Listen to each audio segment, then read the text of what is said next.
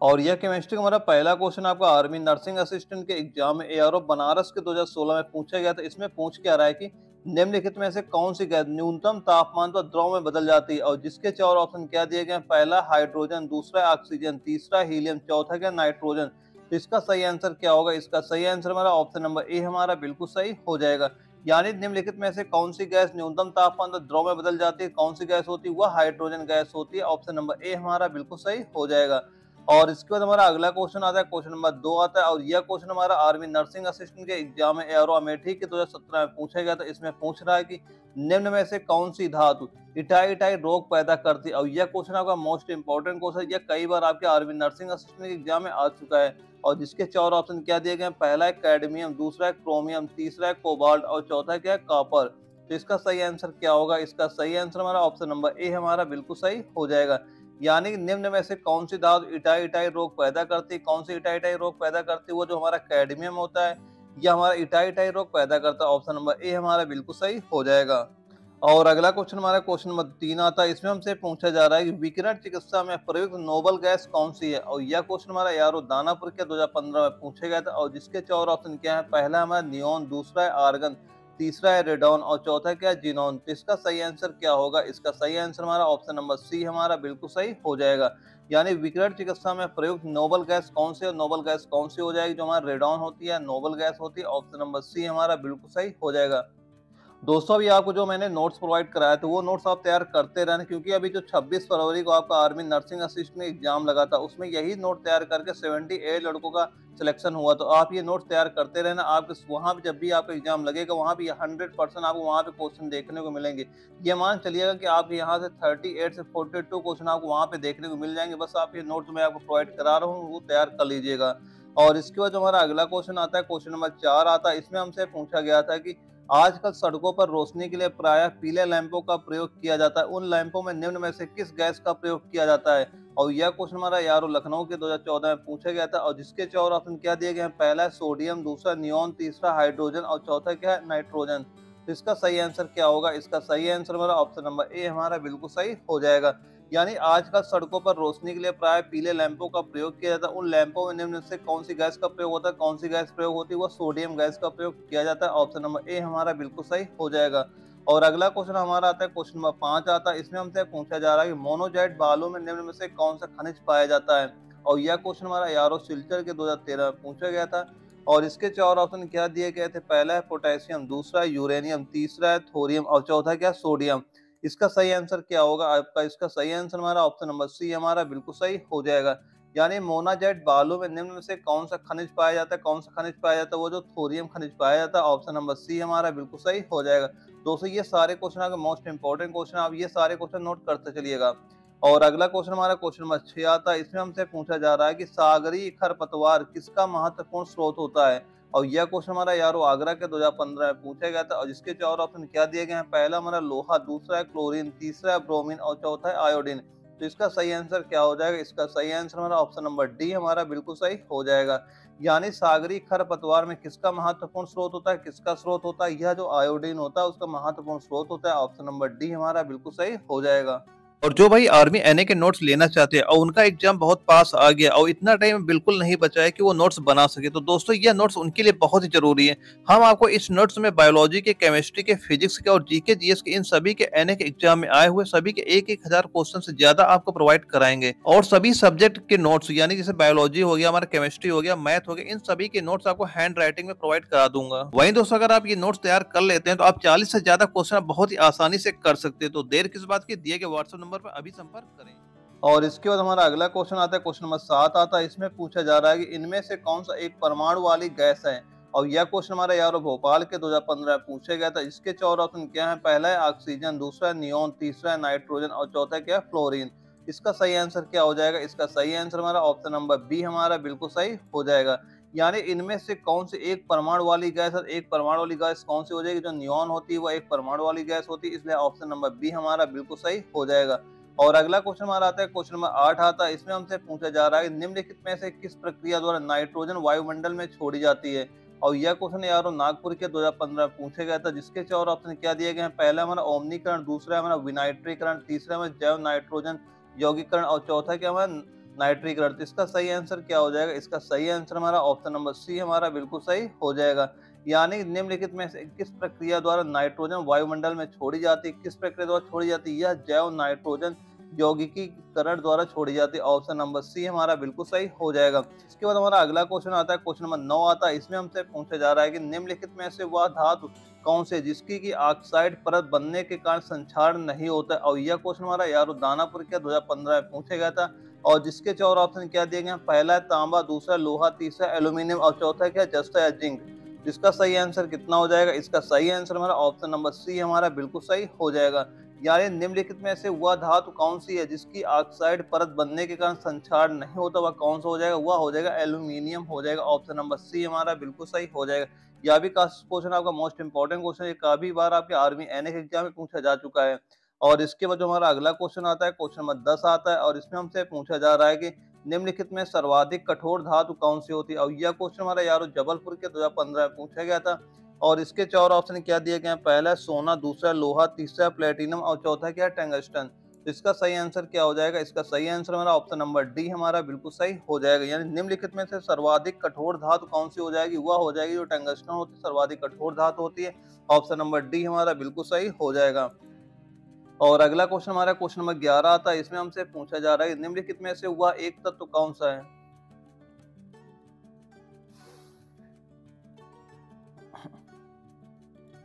और इसके बाद हमारा अगला क्वेश्चन क्वेश्चन नंबर 11 आता है। इसमें हमसे पूछा जा रहा है कि निम्नलिखित में से वह एक तत्व कौन सा है जिसके वाणिज्यिक उर्वरकों में पाए जाने की संभावना सबसे कम होती है? और यह क्वेश्चन हमारा यारो बरेली के 2014 में पूछा गया था। और जिसके 4 ऑप्शन क्या है? पहला है नाइट्रोजन, दूसरा है फास्फोरस, तीसरा है पोटेशियम और चौथा क्या है? सिलिकॉन। तो इसका सही आंसर क्या होगा? इसका सही आंसर हमारा ऑप्शन नंबर डी हमारा बिल्कुल सही हो जाएगा। यानी निम्नलिखित में से वह तत्व कौन सा है जिसके वाणिज्यिक उर्वरकों में पाए जाने की संभावना सबसे कम होती है? किसकी कम होती है? वह सिलिकॉन की होती है। ऑप्शन नंबर डी हमारा बिल्कुल सही हो जाएगा।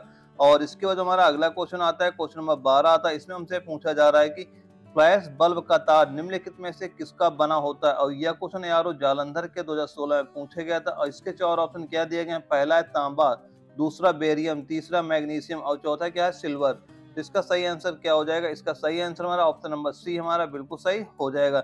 यानी फ्लैश बल्ब का तार निम्नलिखित में से किसका बना होता है? या किसका बना होता है? यह बना होता है मैग्नीशियम का बना होता है। ऑप्शन नंबर सी हमारा बिल्कुल सही हो जाएगा। और इसके बाद हमारा अगला क्वेश्चन आता है, क्वेश्चन नंबर 13 आता है। इसमें हमसे पूछा जा रहा है कि काला स्वर्ण के रूप में माने जाने वाले प्राकृतिक संसाधन निम्नलिखित में से कौन सा? और यह क्वेश्चन हमारा यारो दानापुर के 2015 में पूछा गया था।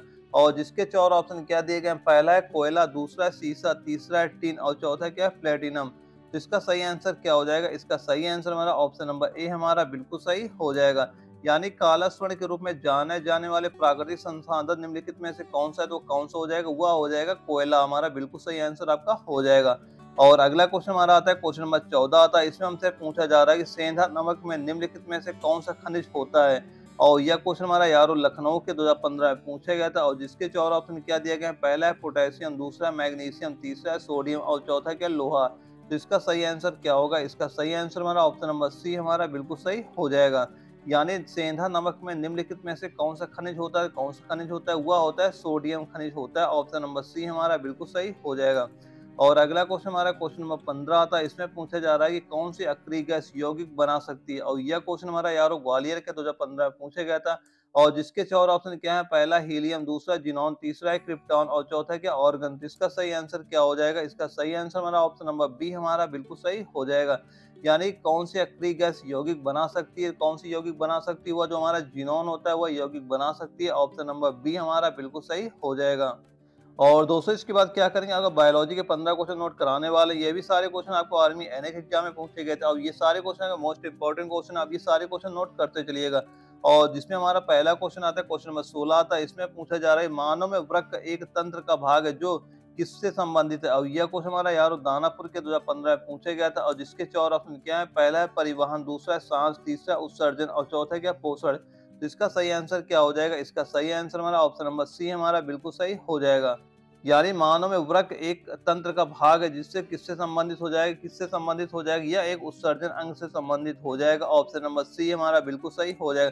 दोस्तों ये सारे क्वेश्चन जो आपको करा रहा हूँ, ये सारे क्वेश्चन मोस्ट इंपॉर्टेंट क्वेश्चन, आप ये सारे क्वेश्चन नोट करते चलिएगा। और इसके बाद हमारा अगला क्वेश्चन क्वेश्चन नंबर 17 आता है। इसमें हमसे पूछा गया कि मानव में सांस बड़ा कौन सा है। और यह क्वेश्चन हमारा यारो बनारस के 2015 में यह क्वेश्चन आपका पूछा गया था। और जिसके 4 ऑप्शन क्या दिए गए हैं, पहला हमारा एंजाइम, दूसरा है ग्लूकोज, तीसरा हमारा क्लोरीफल और चौथा हमारा क्या हीमोग्लोबिन। तो इसका सही आंसर क्या हो जाएगा? इसका सही आंसर हमारा ऑप्शन नंबर डी हमारा बिल्कुल सही हो जाएगा। यानी मानव में सांस वर्धक कौन सा है, तो सांस वर्धक कौन सा हो जाएगा? वह हो जाएगा हमारा हीमोग्लोबिन जो होता है वो सांस वर्धक होता है। ऑप्शन नंबर डी हमारा बिल्कुल सही हो जाएगा। और अगला क्वेश्चन हमारा आता है क्वेश्चन नंबर 18 आता है। इसमें हमसे पूछा जा रहा है रुधिर में एक तरल माध्यम होता है जिसे क्या कहते हैं। और यह क्वेश्चन यारो सिलचर के 2016 में पूछा गया था। जिसके 4 ऑप्शन क्या है, पहला है लसिका, दूसरा है प्लेटलेट्स और तीसरा है प्लाज्मा और चौथा है क्या, हीमोग्लोबिन। तो इसका सही आंसर क्या होगा? इसका सही आंसर हमारा ऑप्शन नंबर सी हमारा बिल्कुल सही हो जाएगा। यानी रुधिर में एक तरल माध्यम होता है जिसे क्या कहते हैं, उसे क्या बोलते हैं, उसे प्लाज्मा बोला जाता है। ऑप्शन नंबर सी हमारा बिल्कुल सही हो जाएगा। और अगला क्वेश्चन हमारा क्वेश्चन नंबर 19 आता है। इसमें पूछा जा रहा है कि लसिका किसका वहन करती है। और यह क्वेश्चन हमारा यारो आसाम के 2016 में पूछा गया था। जिसके 4 ऑप्शन क्या है, पहला है प्रोटीन का, दूसरा हार्मोन का, तीसरा है ग्लूकोज का और चौथा क्या, वसा का। तो इसका सही आंसर क्या होगा? इसका सही आंसर हमारा ऑप्शन नंबर डी हमारा बिल्कुल सही हो जाएगा। यानी लसिका किसका वहन करती है, किसका वहन करती है, वसा का वहन करती है। ऑप्शन नंबर डी हमारा बिल्कुल सही हो जाएगा। और अगला क्वेश्चन हमारा क्वेश्चन नंबर 20 आता है। इसमें पूछा जा रहा है कि ज्वेरेलिन क्या होता है। और यह क्वेश्चन यारो फतेहगढ़ के 2015 में पूछा गया था। जिसके 4 ऑप्शन क्या है, पहला है अम्ल, दूसरा है कोशिका, तीसरा हार्मोन और चौथा है क्या, कवक। तो इसका सही आंसर क्या हो जाएगा? इसका सही आंसर हमारा ऑप्शन नंबर सी हमारा बिल्कुल सही हो जाएगा। यानी ज्वेरेलिन क्या होता है या क्या होता है, यह एक प्रकार का हार्मोन होता है। यानी ऑप्शन नंबर सी हमारा बिल्कुल सही हो जाएगा। अगला क्वेश्चन हमारा क्वेश्चन नंबर 21 आता है। इसमें पूछा जा रहा है कि पीयूष ग्रंथि में स्रावित होने वाले हार्मोन को क्या कहते हैं। और यह क्वेश्चन हमारा यारो दानापुर के 2014 में पूछा गया था। और जिसके 4 ऑप्शन क्या है, पहला हमारा वृद्धि हार्मोन, दूसरा हमारा जिब्रेलिन, तीसरा एंजाइम और चौथा क्या है, शैवाल। तो इसका सही आंसर क्या हो जाएगा? इसका सही आंसर हमारा ऑप्शन नंबर ए हमारा बिल्कुल सही हो जाएगा। यानी पीयूष ग्रंथि में स्रावित होने वाले हार्मोन को क्या कहते हैं, उसे क्या बोला जाता है, उसे वृद्धि हार्मोन बोला जाता है। ऑप्शन नंबर ए हमारा बिल्कुल सही हो जाएगा। अगला क्वेश्चन हमारा क्वेश्चन नंबर 22 आता है। इसमें हमसे पूछा जा रहा है कि स्फुरदीप्त अंग किनमें पाए जाते हैं। और यह क्वेश्चन यारो आगरा के 2015 पूछा गया था। जिसके 4 ऑप्शन क्या है, पहला हमारा पहाड़ी जीवों में, दूसरा समुद्री जीवों में, तीसरा स्थलीय जीवों में और चौथा क्या, सभी गलत हैं। तो इसका सही आंसर क्या होगा? इसका सही आंसर हमारा ऑप्शन नंबर बी हमारा बिल्कुल सही हो जाएगा। यानी स्फुरदीप्त अंग किनमें पाए जाते हैं, किनमें पाए जाते हैं, यह पाए जाते हैं समुद्री जीवों में पाए जाते हैं। ऑप्शन नंबर बी हमारा बिल्कुल सही हो जाएगा। और अगला क्वेश्चन हमारा क्वेश्चन नंबर 23 आता है। इसमें पूछा जा रहा है कि कोशिका का सबसे पहले पता किसने लगाया था। और यह क्वेश्चन यार सिल्चर के 2016 में पूछा गया था।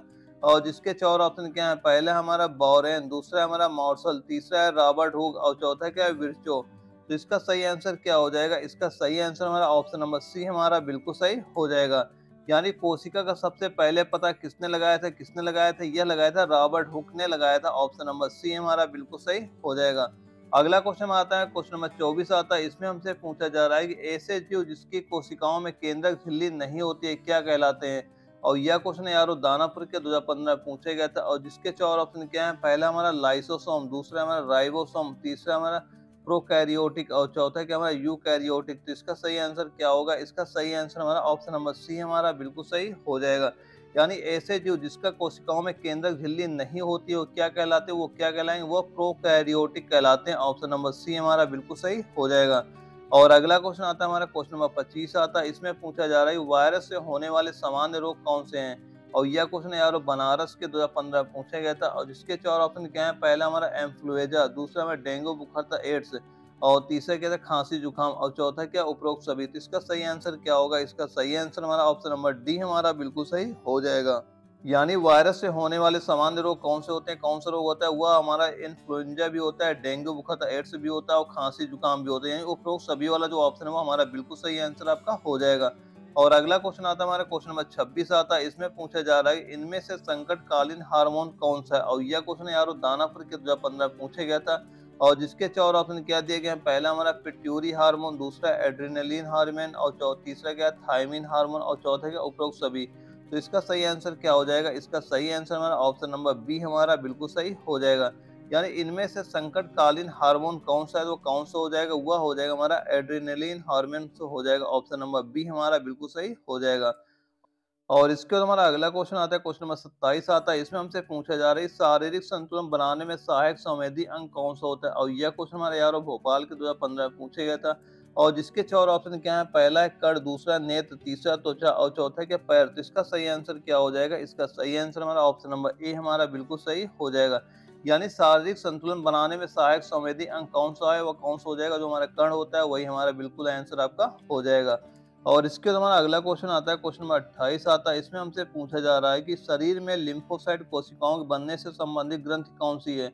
और यह क्वेश्चन हमारा यारो जबलपुर के 2015 में पूछा गया था। और जिसके चार ऑप्शन क्या दिए गए हैं, पहला हमारा अग्न्याशय ग्रंथ, दूसरा हमारा थाइमस ग्रंथ, तीसरा थायराइड ग्रंथ और चौथा क्या इनमें से कोई नहीं। तो इसका सही आंसर क्या हो जाएगा, इसका सही आंसर हमारा ऑप्शन नंबर बी हमारा बिल्कुल सही हो जाएगा।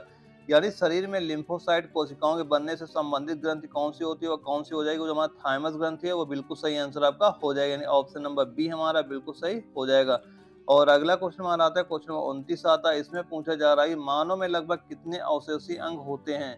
और यह क्वेश्चन हमारा यारो नागपुर के 2015 में पूछा गया था। और जिसके चार ऑप्शन क्या है, पहला है 70, दूसरा है 100, तीसरा है 90 और चौथा है क्या 40। तो इसका सही आंसर क्या हो जाएगा, इसका सही आंसर हमारा ऑप्शन नंबर बी हमारा बिल्कुल सही हो जाएगा। यानी मानव में लगभग कितने अवशेषी अंग होते हैं, कितने अवशेषी अंग होते हैं, वो हमारे 100 अवशेषी अंग होते हैं। ऑप्शन नंबर बी हमारा बिल्कुल सही हो जाएगा।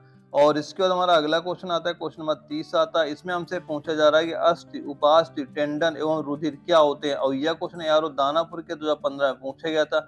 और जिसके चार ऑप्शन क्या है, पहला हमारा कला ऊतक, दूसरा है तंत्रिका ऊतक, तीसरा हमारा संयोजी ऊतक और चौथा क्या पेशी ऊतक। तो इसका सही आंसर क्या हो जाएगा, इसका सही आंसर हमारा ऑप्शन नंबर सी हमारा बिल्कुल सही हो जाएगा।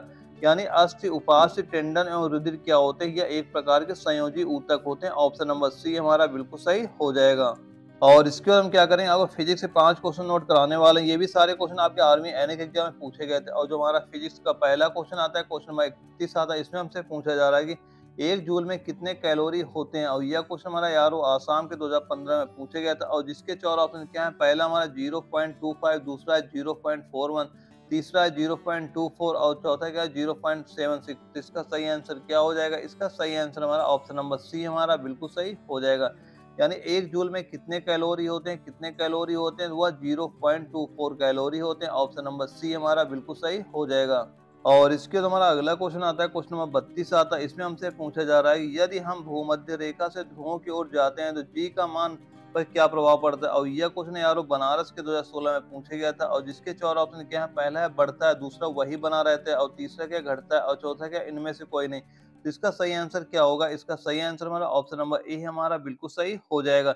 यानी यदि हम भूमध्य रेखा से ध्रुवों की ओर जाते हैं तो जी के मान पर क्या प्रभाव पड़ता है, जी का मान पर क्या प्रभाव पड़ता है, वह होता है बढ़ता है। ऑप्शन नंबर ए हमारा बिल्कुल सही हो जाएगा।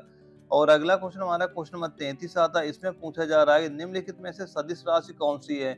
और यह क्वेश्चन हमारा यारो रांची के 2017 में पूछा गया था। और जिसके 4 ऑप्शन क्या है, पहला है वेग, दूसरा है लंबाई, तीसरा है समय और चौथा क्या द्रव्यमान। इसका सही आंसर क्या हो जाएगा, इसका सही आंसर हमारा ऑप्शन नंबर ए हमारा बिल्कुल सही हो जाएगा। यानी निम्नलिखित में से सदिश राशि कौन सी है, तो सदिश राशि कौन सी हो जाएगी, जो हमारी जो लंबाई है भी अदिश है, समय भी अदिश होता है, द्रव्यमान भी अदिश होता है। यानी जो हमारा वेग है यह एक सदिश राशि हो जाएगा। ऑप्शन नंबर ए हमारा बिल्कुल सही हो जाएगा। और अगला क्वेश्चन हमारा आता है, क्वेश्चन नंबर 34 आता है। इसमें पूछा जा रहा है निम्नलिखित में से किसकी इकाई न्यूटन मीटर नहीं है। और यह क्वेश्चन हमारा यारो दिल्ली कैंट के 2015 में पूछा गया था। और जिसके 4 ऑप्शन क्या है, पहला है बल, दूसरा है ऊर्जा, तीसरा है कार्य और चौथा क्या गतिज ऊर्जा। तो इसका सही आंसर क्या हो जाएगा, इसका सही आंसर हमारा ऑप्शन नंबर ए हमारा बिल्कुल सही हो जाएगा। यानी निम्नलिखित में से किसकी इकाई न्यूटन मीटर नहीं है, तो किसकी नहीं है, वह होती है जो बल है, इसकी इकाई क्या होती है, जो न्यूटन मीटर नहीं होती। ऑप्शन नंबर ए हमारा बिल्कुल सही हो जाएगा। दोस्तों ये सारे क्वेश्चन जो आपको करा रहा हूँ, ये सारे क्वेश्चन आपके मोस्ट इंपॉर्टेंट क्वेश्चन, आप ये सारे क्वेश्चन नोट करते चलिएगा। और अगला क्वेश्चन हमारा आता है, क्वेश्चन नंबर 35 आता है। इसमें हमसे पूछा जा रहा है कि वह ताप जिस पर बर्फ, पानी और वाष्प संतुलन में रहता है क्या कहा जाता है। और यह क्वेश्चन यारो दानापुर के 2015 पूछा गया था। और जिसके 4 ऑप्शन क्या है, पहला हिमांक, दूसरा है त्रिकबिंदु और तीसरा है क्रांतिक ताप और चौथा क्या क्वथनांक। तो इसका सही आंसर क्या हो जाएगा, इसका सही आंसर हमारा ऑप्शन नंबर बी हमारा बिल्कुल सही हो जाएगा। यानी वह ताप जिस पर बर्फ, पानी और वाष्प संतुलन में रहता है कहा जाता है, उसे क्या कहा जाता है, उसे कहा जाता है आपका यानी कि जो त्रिकबिंदु होता है यह कहा जाता है। ऑप्शन नंबर बी हमारा बिल्कुल सही हो जाएगा। और दोस्तों इसके बाद क्या करेंगे, अब मैथमेटिक्स से 5 क्वेश्चन नोट कराने वाले हैं। मैथ के क्वेश्चन जो आते हैं बिल्कुल नॉर्मल से आते हैं, आप यही सारे क्वेश्चन सॉल्व कर लेना। आपके एग्जाम के जो 5 क्वेश्चन आर्मी एनए के एग्जाम में आते हैं वो बहुत ही आसानी से वहाँ पे कर लेंगे। और जो हमारा मैथ का पहला क्वेश्चन आता है, क्वेश्चन नंबर 36 आता है, इसमें हमसे पूछा जा रहा है कि एक मेज के मूल्य में प्रत्येक वर्ष 20% का ह्रास होता है। यदि 2 वर्ष के बाद मेज का मूल्य 32,000 रुपए होगा तो मेज का वर्तमान मूल्य क्या होगा? और यह क्वेश्चन हमारा यारो भोपाल के 2016 में पूछा गया था। तो इसे हम कैसे सॉल्व करेंगे, इसे जो वैल्यू दी गई सबसे पहले वो लिख लेंगे। सबसे पहले हमारा दिया जा रहा है 32,000 दिया जा रहा है। 32,000 है क्या? 32,000 जो हमारा है ये हमारा 2 साल बाद जो हमारा नुकसान हुआ उसके बाद का रेट दे रहा है। और हमसे पूछ क्या रहा है? हमसे पूछ रहा है उसका वर्तमान मूल्य, यानी वर्तमान मूल्य हमसे पूछा जा रहा है। तो वर्तमान मूल्य कैसे निकालूं? ये हम सबसे पहले मान लेते हैं 2 साल पहले हमारा मूल्य कितना रहा होगा, X रुपए रहा होगा। और मान लो हमारा ह्रास कितना हुआ, हमारा 20% ह्रास हुआ तो 80/100 कर देंगे इसे। ये भी 2 बार हुआ तो 80/100 कर देंगे। टोटल आ कितने बना है? टोटल ये आ गया हमारा 32,000 के बराबर आपका आ गया है। अब इसे क्या करें, 2 जीरो हम काट देंगे, ये कट गया हमारा। 4 से काटो, 4 दूना 8 हो जाएगा। इसे काटेंगे, यहाँ पे आ गया 25 आ गया। अब इसके बाद अब क्या करेंगे, यहाँ पे जो कट रहा है उसे काट दो यहाँ से। यहाँ पे हमारा कितना आ गया? 25 आ गया। अब इसे काटो, कितना हो गया ये? 8 चौक 32 हो गया। और इधर कितने हो गए? 3 जीरो यहाँ पे हमारे लग गए यहाँ पे। अब काटेंगे, कितना हो जाएगा? 2 से इसे काटो, कितना आ गया? ये आ गया हमारा 2000 आ गया। अब ये जो हमारा 25 है, 25 गुणे 2000 करेंगे, कितना आ जाएगा? यानी जो हमारा 25 गुणे 2000 करेंगे, यहाँ पे कितना आ जाएगा? यहाँ से हमारा निकल के आ गया 50,000, यहाँ निकल के आ जाएगा। यही हमारा आंसर हो जाएगा। यानी ऑप्शन नंबर सी जो है वो हमारा बिल्कुल सही आंसर आपका हो जाएगा। और अगला क्वेश्चन हमारा आता है, क्वेश्चन नंबर 37 आता है। इसमें हमसे पूछा जा रहा है कि एक काले में 40% छात्रों के ग्रुप में ए और शेष के 75% ग्रुप में बी और शेष 12 छात्रों ग्रुप सी में दिया गया ग्रुपों के लिए आवेदन करने वाले छात्रों की संख्या कितनी है? और यह क्वेश्चन हमारा यारो दानापुर के 2015 में पूछा गया था। तो इसे कैसे सॉल्व करेंगे? सबसे पहले मान लेते हैं जो हमारा टोटल परसेंटेज है, हमारा 100% हो गया हमारा। और इसमें हमसे दिया क्या जा रहा है, एक कॉलेज में 40% छात्र ग्रुप ए में, 40% छात्र ग्रुप ए में बैठ गए। उसके बाद कह रहा है शेष के 75%, शेष बचा कितना? शेष बच रहा है हमारा 60% बच रहा है। और शेष के 75% को, यानी जो हमारा शेष का 75% है ये किस में बैठ गया? ये बैठ गया हमारा ग्रुप में बी में बैठ गया। तो ग्रुप बी में बैठ गया। ये तुम्हारा यहाँ पे 40% तो मान लो ए में बैठा है। इसे काटो, कितना आएगा? 25 से 75 हो जाएगा। 25 चौके 100 हो जाएगा। 4 से इसे काटेंगे, कितना आ जाएगा? ये आ जाएगा 15, 15 से 45। यानी कि 45% जो लोग हैं वो कहाँ बैठे हैं? बैठे हैं बी में। और उसके बाद क्या कह रहा है, 12 शेष 12 हो कितना गया? अगर हम जोड़ते हैं यहाँ तो हमारा निकल कितना आ रहा है? 85%। यानी 85% टोटल हो गया हमारे पास। और बचा कितना हमारे पास? बच रहा है हमारे 15% के बराबर बच रहा है। यानी बच रहा है 15%, और जो कि हमारा सी में बैठेंगे। लेकिन अंकों में कितना दिया जा रहा है? अंकों में दिया जा रहा है 12 के बराबर दिया जा रहा है। और हमसे पूछ क्या रहा है कि यानी आवेदन करने वाले छात्रों की संख्या कितनी होगी? यानी हमसे 100% की वैल्यू पूछा जा रहा है। अगर 15% इसके बराबर है, 100% कितने के बराबर हो जाएगा? 100% हमारा हो जाएगा 12/15 और गुणे 100 के बराबर हो जाएगा। 5 से काटेंगे, 5 त्रिक 15 हो जाएगा, 5 दूना 10 हो जाएगा। 3 से काटो, 3 चौक 12 हो जाएगा। और 4 गुणे 20 करेंगे, कितना हो जाएगा? वह आ जाएगा 80 के बराबर हो जाएगा। यानी ऑप्शन नंबर जो सी है वो हमारा बिल्कुल सही आंसर आपका हो जाएगा। और इसके बाद हमारा अगला क्वेश्चन आता है, क्वेश्चन नंबर 38 आता है। इसमें हमसे क्या पूछा जा रहा है? इसमें पूछा जा रहा है कि कुछ आदमी किसी काम को 60 दिन में पूरा कर लेते हैं। यदि उस काम को 8 आदमी और लगा दिया जाए तो वह कार्य 10 दिन पहले पूरा हो सकता है। तो बताइए मूलतः कितने आदमी काम पर लगाए गए थे? और यह क्वेश्चन हमारा एआरओ पिथौरा करके 2015 में पूछा गया था। तो इसे कैसे सॉल्व करेंगे? इसमें जो वैल्यू दी जा रही है वो पूरी वैल्यू में लिख लेंगे। सबसे पहले दिया क्या जा रहा है, कुछ आदमी किसी काम को 60 दिन में करते हैं। मान लो आदमी की संख्या 100 होगी और काम को कर रहे हैं वो 60 दिनों में कर रहे हैं। और उसके बाद क्या करें, यदि उस काम को 8 आदमी और लगा दिए जाए, पहले आदमी x से 8 आदमी और लग गए, x + 8 हो गया, लगा दिया। वह कार्य 10 दिन पहले 60 दिन ले रहा था, अब कितना लेगा? लेगा 50 दिन। अब हमें निकालना क्या, x की वैल्यू निकाल लेंगे, वही हमारा आंसर क्या हो जाएगा? आदमी काम पर लगाए गए थे, यानी पहले कितने आदमी काम लगाए गए थे, वो हम x की वैल्यू निकाल लेंगे, वही हमारा आंसर हो जाएगा। जो हमारा कट रहा है काट देंगे, यहाँ से काटेंगे, कितना आ जाएगा? यहाँ से हो गया हमारा 6x के बराबर हो गया। यहाँ इससे गुणा करेंगे, कितना आ गया? 5x हो गया। और 55 40 हो गया यहाँ पे। और 5x किधर लाएंगे? कितना? 6 में 5 घट जाएगा, x बचेगा। x की वैल्यू कितनी निकल के आ गई? 40। यानी शुरू में कितने आदमी लगाए गए थे? शुरू में आदमी जो लगाए गए थे 40 आदमी लगाए गए थे। ऑप्शन नंबर बी हमारा बिल्कुल सही हो जाएगा। और इसके बाद हमारा अगला क्वेश्चन आता है, क्वेश्चन नंबर 39 आता है। इसमें हमसे पूछा जा रहा है, यदि कोई संख्या 31 से उतनी बड़ी है जितनी कि 75 से छोटी है तो वह संख्या ज्ञात करो। और यह क्वेश्चन हमारा यारो आगरा के 2015 में पूछा गया था। इसे कैसे सॉल्व करेंगे? सबसे पहले हमने मान लिया कि यदि कोई संख्या 31 से उतनी बड़ी है, यानी हम मान लिया x हमारी संख्या होगी 31 से उतनी बड़ी है और जितनी 75 से छोटी है। तो 75 क्या करेंगे, माइनस x कर देंगे यहाँ पे। अब x को इधर ले आएंगे, कितना आ जाएगा, 2x हो जाएगा। और 31 को इधर लाएंगे, कितना हो जाएगा, ये हो जाएगा 75 और प्लस 31।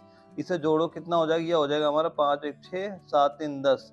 तो x की वैल्यू कितनी हो जाएगी, x बराबर कितना, 2 से काट दो, कितना आ जाएगा, 2 पंचे 10, 2 तिहाई 6। x की वैल्यू कितनी निकल के आएगी, 53 निकल के आ जाएगी। यानी ऑप्शन नंबर ए हमारा बिल्कुल सही हो जाएगा। और इसके बाद हम अगला क्वेश्चन क्या है हमारा, अगला क्वेश्चन हमारा क्वेश्चन नंबर 40 आता है। इसमें हमसे क्या पूछा जा रहा है कि एक मोटर चालक 150 किलोमीटर दूरी के स्थान की यात्रा 50 किलोमीटर प्रति घंटा की गति से करता है और वापसी की यात्रा 30 किलोमीटर प्रति घंटा की गति से करता है। पूरी यात्रा की औसत गति कितने किलोमीटर प्रति घंटा थी। और यह क्वेश्चन हमारा यारो अमेठी की 2016 में पूछेगा। इसे कैसे सॉल्व करेंगे, इसका एक बेसिक रूल होता है, यानी 2xy बटे x प्लस वाई। जो हमारा एक्स वाई है, जो हमारे दो चाल दिए जाते हैं वहीं पे उसकी वैल्यू रख देंगे, वहीं से हमारा आंसर निकल के आ जाएगा। यानी 2 गुणे एक्स की वैल्यू कितनी दी गई, 50, और वाई की वैल्यू मान लो 30 होगी। इसको जोड़ देंगे, कितना आ जाएगा, 80 आ जाएगा। जीरो से जीरो काट दो इसे, और 2 से काटेंगे, कितना, 2 चौको 8 हो गए यहाँ से। अब 2 से काटो, 2 दूना 4, यहाँ पे कितना आ जाएगा, यहाँ पे हो जाएगा 25, और 25 या 75, यानी कितना हो गया, 75 बटे 2 हो गया। 2 से काटो, कितना, 2 तिहाई 6, एक यहाँ हुआ, 2 सत्ते 4। अब यहाँ पे कितना हो गया, 10 हो जाएगा। यानी 2 पंचे 10, यानी कितना आंसर निकल के आ जाएगा, 37.5 हमारा बिल्कुल सही आंसर हो जाएगा। यानी ऑप्शन नंबर ए हमारा बिल्कुल सही हो जाएगा। और इसके बाद क्या करेंगे, आपको जीके जीएस के 10 क्वेश्चन नोट कराने वाले हैं। ये भी सारे क्वेश्चन आप नोट करते चलना। आप ये सारे क्वेश्चन आपके आर्मी एनए के एग्जाम में पूछे गए थे। और जो हमारा जीके का पहला क्वेश्चन आता है, क्वेश्चन नंबर 41 आता है। इसमें हमसे पूछा जा रहा है, मेघना निम्नलिखित में से किन दो नदियों में सम्मिलित धारा है। और यह क्वेश्चन हमारा यारो सिलचर के 2015 में पूछा गया था। और जिसके 4 ऑप्शन क्या है, पहला हमारा गंगा और यमुना, दूसरा गंगा और गोमती, तीसरा गंगा और सोन, और चौथा क्या, गंगा और ब्रह्मपुत्र। तो इसका सही आंसर क्या हो जाएगा, इसका सही आंसर हमारा ऑप्शन नंबर डी हमारा बिल्कुल सही हो जाएगा। यानी मेघना निम्नलिखित में से किन दो नदियों की सम्मिलित धारा है, किन दो नदियों की सम्मिलित धारा है, वह हो जाएगा गंगा और ब्रह्मपुत्र की सम्मिलित धारा होती है। ऑप्शन नंबर डी हमारा बिल्कुल सही हो जाएगा। और अगला क्वेश्चन हमारा क्वेश्चन नंबर 42 आता है। इसमें पूछा जा रहा है, भारत में निम्नलिखित में से किस राज्य की सीमा म्यांमार के साथ नहीं लगती है। और यह क्वेश्चन हमारा यारो आगरा के 2015 में पूछा गया था। और जिसके 4 ऑप्शन क्या है, पहला है असम, दूसरा है मणिपुर, तीसरा है नागालैंड, और चौथा है अरुणाचल प्रदेश। तो इसका सही आंसर क्या हो जाएगा, इसका सही आंसर हमारा ऑप्शन नंबर ए हमारा बिल्कुल सही हो जाएगा। यानी भारत में निम्नलिखित में से किस राज्य की सीमा म्यांमार के साथ नहीं लगती है। तो ये जो मणिपुर की भी सीमा म्यांमार के साथ लगती है, नागालैंड की भी लगती है, अरुणाचल प्रदेश की भी लगती है। लेकिन जो असम राज्य है, इसकी सीमा कहाँ पर नहीं लगती, इसकी सीमा जो म्यांमार के साथ नहीं लगती है। यानी ऑप्शन नंबर ए हमारा बिल्कुल सही हो जाएगा। और अगला क्वेश्चन हमारा आता है, क्वेश्चन नंबर 43 आता है। इसमें पूछा जा रहा है, औरंगजेब के काल में कौन यूरोपीय यात्री भारत में आया था। और यह क्वेश्चन यारो भोपाल के 2014 में पूछा गया था। और जिसके 4 ऑप्शन क्या है, पहला हमारा विलियम हॉकिंस, दूसरा है टॉमस रो, तीसरा है एंटोनियो मैंसेरोट, और चौथा क्या है, निकोलो मनुची। इसका सही आंसर क्या हो जाएगा, इसका सही आंसर हमारा ऑप्शन नंबर बी हमारा बिल्कुल सही हो जाएगा। यानी औरंगजेब के काल में कौन यूरोपीय यात्री भारत में आया था, कौन आया था, वो टॉमस रो भारत आया था। ऑप्शन नंबर बी हमारा बिल्कुल सही हो जाएगा। दोस्तों ये सारे क्वेश्चन आपके मोस्ट इंपॉर्टेंट क्वेश्चन है, ये सारे क्वेश्चन आप नोट करते चलिएगा। और अगला क्वेश्चन हमारा आता है, क्वेश्चन नंबर 44 आता है। इसमें पूछा जा रहा है कि भारत गुट निरपेक्षता की नीति अपनाता है, जिसकी तात्पर्य क्या होता है। और यह क्वेश्चन हमारा यारो पिथौरागढ़ के 2015 में पूछा गया था। और जिसके 4 ऑप्शन क्या है, पहला हमारा तीसरी दुनिया की शक्ति बनना, और दूसरा क्या, अपनी नीतियों को चुनना, और तीसरा क्या, हमारा शक्ति गुटों के प्रति तटस्थता, और चौथा क्या, विश्व में शांति और सौहार्द लाना। तो इसका सही आंसर क्या होगा, इसका सही आंसर हमारा ऑप्शन नंबर ए हमारा बिल्कुल सही हो जाएगा। यानी भारत गुट निरपेक्षता की नीति अपनाता है, जिसका तात्पर्य क्या होता है, इसका तात्पर्य होता है तीसरी दुनिया की शक्ति का बनना। यानी ऑप्शन नंबर ए हमारा बिल्कुल सही हो जाएगा। और अगला क्वेश्चन हमारा क्वेश्चन नंबर 45 आता है। इसमें हमसे पूछा जा रहा है कि नोबेल पुरस्कार की शुरुआत कब की गई थी। और यह क्वेश्चन यारो दानापुर के 2017 में पूछा गया था। और जिसके 4 ऑप्शन क्या है, पहला 1901, दूसरा 1900, तीसरा 1902, और चौथा क्या, 1905। तो इसका सही आंसर क्या होगा, इसका सही आंसर हमारा ऑप्शन नंबर ए हमारा बिल्कुल सही हो जाएगा। यानी नोबेल पुरस्कार की शुरुआत कब हुई थी, शुरुआत हुई थी इसकी 1901 से शुरुआत हुई थी। ऑप्शन नंबर ए हमारा बिल्कुल सही हो जाएगा। दोस्तों ये सारे क्वेश्चन नोट करते चलिएगा। और अगला क्वेश्चन हमारा क्वेश्चन नंबर 46 आता है। इसमें पूछा जा रहा है कि हवाई जहाज में पाए जाने वाले ब्लैक बॉक्स का रंग क्या होता है। और यह क्वेश्चन है यारो सिलचर के 2016 में पूछा गया था। और जिसके 4 ऑप्शन क्या है, पहला है नारंगी, दूसरा है लाल, तीसरा है नीला, और चौथा क्या, काला। इसका सही आंसर क्या होगा, इसका सही आंसर हमारा ऑप्शन नंबर सी हमारा बिल्कुल सही हो जाएगा। यानी हवाई जहाज में पाए जाने वाले ब्लैक बॉक्स का रंग क्या होता है, तो क्या रंग का होता है, वह नीले रंग का होता है। ऑप्शन नंबर सी हमारा बिल्कुल सही हो जाएगा। और अगला क्वेश्चन जो हमारा आता है क्वेश्चन नंबर 47 आता है, इसमें पूछा जा रहा है कि माउंट कंचनजंगा क्या है। और यह क्वेश्चन हमारा एआरओ अमेठी के 2016 में पूछा गया था। और जिसके 4 ऑप्शन क्या है, पहला हमारा हिमालय का सबसे ऊंचा पर्वत, दूसरा है माउंट एवरेस्ट के उत्तर में स्थित है, और तीसरा है क्या विश्व का दूसरा सबसे ऊंचा पर्वत चोटी, और चौथा क्या विश्व का तीसरा सबसे ऊंचा पर्वत चोटी। तो इसका सही आंसर क्या होगा, इसका सही आंसर हमारा ऑप्शन नंबर डी हमारा बिल्कुल सही हो जाएगा। यानी माउंट कंचनजंगा क्या होता है, यह होता है विश्व का तीसरा सबसे ऊंचा पर्वत चोटी होती है। ऑप्शन नंबर डी हमारा बिल्कुल सही हो जाएगा। तो उसके बाद हमारा अगला क्वेश्चन आता है क्वेश्चन नंबर 48 आता है, इसमें पूछा जा रहा है कि सौर मंदिर कहाँ पर स्थित है। और यह क्वेश्चन यार बनारस के 2015 में पूछा गया था। और जिसके 4 ऑप्शन क्या है, पहला हमारा महाबलीपुरम, दूसरा हमारा तिरुवनंतपुरम, और तीसरा हमारा द्वारका, और चौथा क्या विशाखापट्टनम। तो इसका सही आंसर क्या होगा, इसका सही आंसर हमारा ऑप्शन नंबर ए हमारा बिल्कुल सही हो जाएगा। यानी सौर मंदिर कहाँ पर स्थित है, सौर मंदिर कहाँ पर स्थित हो जाएगा, यह स्थित हो जाएगा महाबलीपुरम में स्थित हो जाएगा। ऑप्शन नंबर ए हमारा बिल्कुल सही हो जाएगा। और अगला क्वेश्चन जो हमारा आता है क्वेश्चन नंबर 49 आता है, इसमें हमसे पूछा जा रहा है कि शिव समुद्रम प्रपात किस नदी के मुहाने पर स्थित है। और यह क्वेश्चन यारो दानापुर के 2015 में पूछा गया था। और जिसके 4 ऑप्शन क्या है, पहला हमारा कृष्णा, दूसरा है गोदावरी, तीसरा है कावेरी, और चौथा क्या महानदी। तो इसका सही आंसर क्या हो जाएगा, इसका सही आंसर हमारा ऑप्शन नंबर सी हमारा बिल्कुल सही हो जाएगा। यानी शिव सुंदरम प्रपात किस नदी के मुहाने पर स्थित है, किस नदी के मुहाने पर स्थित हो जाएगा, यह कावेरी नदी के मुहाने पर स्थित हो जाएगा। ऑप्शन नंबर सी हमारा बिल्कुल सही हो जाएगा। और अगला क्वेश्चन हमारा आता है क्वेश्चन नंबर 50 आता है, इसमें हमसे पूछा जा रहा है संविधान महासभा की केंद्रीय संविधान समिति के अध्यक्ष कौन थे। और यह क्वेश्चन यारो लखनऊ के 2016 में पूछा गया था। और जिसके 4 ऑप्शन क्या है, पहला हमारा बी आर अम्बेडकर, दूसरा हमारा जेबी कृपलानी, तीसरा जवाहरलाल नेहरू, और चौथा क्या अल्लादी कृष्णा स्वामी अय्यर। तो इसका सही आंसर क्या हो जाएगा, इसका सही आंसर हमारा ऑप्शन नंबर सी हमारा बिल्कुल सही हो जाएगा। यानी संविधान महासभा का केंद्रीय संविधान समिति के अध्यक्ष कौन थे, तो कौन से हो जाएंगे, वह हो जाएंगे जवाहरलाल नेहरू हो जाएंगे। ऑप्शन नंबर सी हमारा बिल्कुल सही हो जाएगा। दोस्तों मैंने अभी आपको 50 क्वेश्चन सारे मोस्ट इंपॉर्टेंट क्वेश्चन कराए। ये सारे क्वेश्चन आपके आर्मी एनए के एग्जाम में पूछे जा चुके हैं। आप ये सारे क्वेश्चन नोट करते चलना, आप एग्जाम में ऐसे ही क्वेश्चन देखने को मिल जाएंगे। और दोस्तों जो मैंने आपको नोट्स प्रोवाइड करा रखे हैं, वो सारे नोट्स आप तैयार करते रहना। आपके एग्जाम में वहां से लेकर कम से कम 38 से 42 क्वेश्चन आपको वहां से देखने को मिल जाएंगे। बस आप ये जो मैं नोट्स प्रोवाइड आपको कराए वो नोट्स आप सारे तैयार कर लीजिएगा। और दोस्तों अगर आपको यह वीडियो अच्छी लगी हो तो वीडियो को लाइक करना, अगर आप चैनल पहली बार आए चैनल सब्सक्राइब करना, ताकि आगे चल के आप दूसरे वीडियो मिलते रहे। ओके दोस्तों, मिलते हैं अगले वीडियो में, तब तक के लिए जय हिंद, वंदे मातरम।